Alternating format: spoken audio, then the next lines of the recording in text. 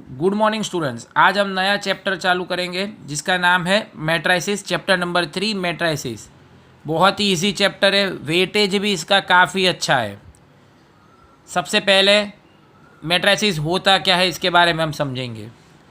कोई भी नंबर्स की रेक्टेंगल में अरेंजमेंट, इसे हम मैट्राइसिस कहते हैं। यहाँ पे नंबर्स और फंक्शंस दोनों हो सकते हैं।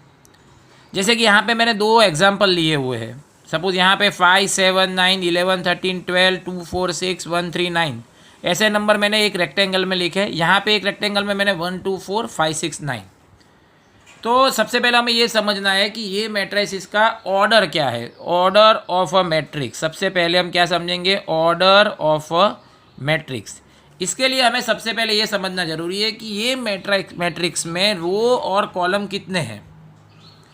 तो यहाँ पे देखिए, इसे कहते हैं रो।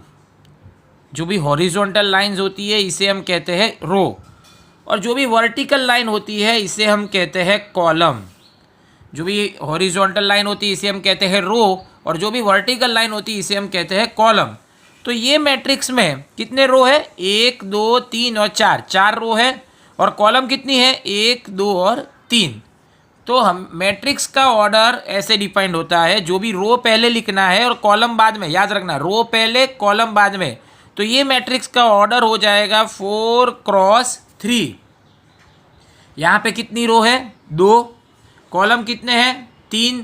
तो ये मैट्रिक्स का ऑर्डर क्या हो जाएगा, 2 क्रॉस 3। यानी कि अगर कोई मैट्रिक्स में m रो है और n कॉलम है तो ये मैट्रिक्स का ऑर्डर हो जाएगा m क्रॉस n। इतना समझ में आ गया। मैट्रिक्स का ऑर्डर क्या हो जाएगा, m क्रॉस n। इतना क्लियर हो गया। आगे हम देखेंगे कि types of a matrix. Types, सबसे पहले हम पढ़ेंगे कॉलम मैट्रिक्स। सबसे पहले हम पढ़ेंगे कॉलम मैट्रिक्स। तो कॉलम मैट्रिक्स क्या होता है, कॉलम मैट्रिक्स ये होता है कि कोई भी मैट्रिक्स में अगर एक ही कॉलम है तो इसे हम कॉलम मैट्रिक्स कहते हैं। एग्जाम्पल देता हूँ, 1, 3, 5, 9। यहाँ पे कॉलम, रो कितनी है, 4। कॉलम कितनी है, 1। रो चाहे कितनी भी हो, 4 हो, 5 हो, 10 हो, इनफाइनाइट हो, पर कॉलम अगर एक ही है तो इसे हम कहते हैं column matrix. Next, row matrix. Column में जैसे हमने समझा ऐसे रो में भी है कि 2, 5, 4। यहाँ पे रो कितनी है, 1। कॉलम कितनी है, 3। कॉलम कितनी भी हो, पर अगर रो एक ही है तो इसे हम कहते हैं रो मैट्रिक्स। समझ आ गया। कॉलम मैट्रिक्स में जिसमें एक ही कॉलम हो, रो मैट्रिक्स जिसमें एक ही रो हो। Next, third number, square matrix. Square matrix, जो मैट्रिक्स में रो और कॉलम के नंबर सेम हो। For example 1, 2, 5, 4। यहाँ पे रोज कितनी है, 2। कॉलम कितनी है, 2। तो रोज और कॉलम के अगर नंबर सेम है तो इसे हम कहते हैं स्क्वायर मैट्रिक्स। एक और एग्जाम्पल देता हूँ, 1, 2, 3, 5, 7, 9, -2, -4, -7। यहाँ पे रोज कितनी है, 3। कॉलम कितनी है, 3। रोज और कॉलम के नंबर सेम है तो इसे कहते हैं square matrix. Next, diagonal matrix.